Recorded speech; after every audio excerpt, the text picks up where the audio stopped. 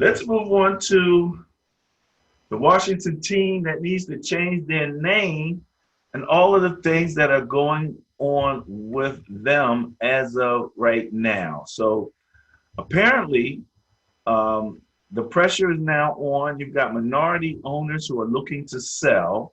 Ron Rivera, the coach, is claiming that he's working with him on a new name. We even posted a link on the history of the name, which you said you found a little complicated to read. But the funny thing about that article is you always say that that the NFL is a copycat league. Well, that whole story about the name is all copycat stuff. And mainly it was football copycatting from baseball. Yeah, but that happened a lot. That happened a lot in other cities too. So that name had some history. I think one of the names that came up in the article as a coach was Jim Thorpe, who was one of the historical figures in football, but an indigenous American Indian, and so he was in that phase when they were making, doing some of these names. And I can imagine that the consciousness of the country at that time being so much different than it is today, it wasn't so much of a controversy, or if it was a controversy to that small minority of people, and they weren't really speaking out heavily against it. But today, we're like, all of this stuff got to go. It's been around long enough. All these symbols, all of these little knocks, things of that nature that are just built in systemically, all that's got to change. And that seems to be, what's going on. The money now, it's the money who's making moves, advertisers, FedEx, the who has the naming rights for the field, they're about getting that name changed. And then you got some pushback from stockholders of companies that do business with them. So like, I think Pepsi, and I own stock in Pepsi.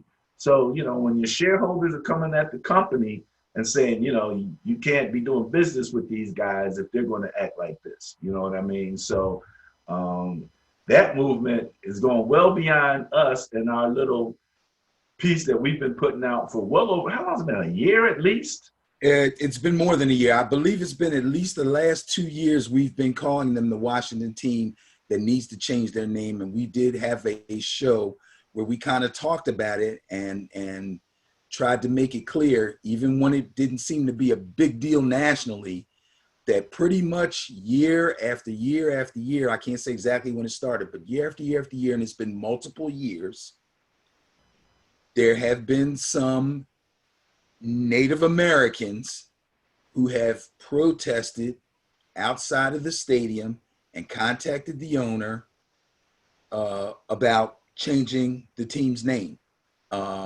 Like you said, unfortunately, the groups have probably been small. They've probably been pretty much ignored or put off, and they didn't have a lot of power behind them. But we knew that it was happening, and we were with them from the start, and we tried our best not to use that name. And we've been doing that for at least a year and a half to 2 years. People probably thought it sounded weird. Well, I wonder why they keep on saying, I mean, I know why they're saying it, but it sounds weird when they say, well, guess what? Hopefully soon we won't have to say it anymore because it won't be around anymore. There's the new conversation is, well, what would the new name be? I've only seen one real serious suggestion, and I doubt if they'll go with it. That the one with the pilots? Yes, the Red Tails. Red Tail. Which basically is the Tuskegee Airmen. That would be like going from one extreme to the other for Daniel Snyder. Yeah, that would be tough on Daniel Snyder. I think his history kind of makes me feel like he's probably going, yeah, right. They'll come up with something. They'll come up with something. Kind of reminds me of what happened with the Harriet Tubman on the $20 conversation. You know what I mean? It's like it got going, and then it got shelved. So I don't think that Red Wings will happen. Um, I have no suggestions for them. Again, Ron Rivera is supposed to be working on a new name. Being that he is of Hispanic origin, um, when that automatically connects you into the Native American, Indigenous American ancestry. So I So was surprised when he went there, you know, and that didn't seem to be an issue. it And may have been. well, he signed that contract, so it didn't stop I him from mean, signing the contract. yeah, the money's the most important thing, but I'm not going to say that maybe he didn't, you know, maybe mention it. I don't know. You got a point. He might have came in and said, "Look, you know, I'm gonna sign this contract, but I'm just letting you know I ain't happy with the name. I don't know, you know." Right. And if there's an uproar about it, don't expect me to come out and be on your side 100%. That's going to be really tough for me. That's some serious conversation when you're trying to sign because he got a nice Absolutely. contract. I forget what he got, but it was a pretty good contract.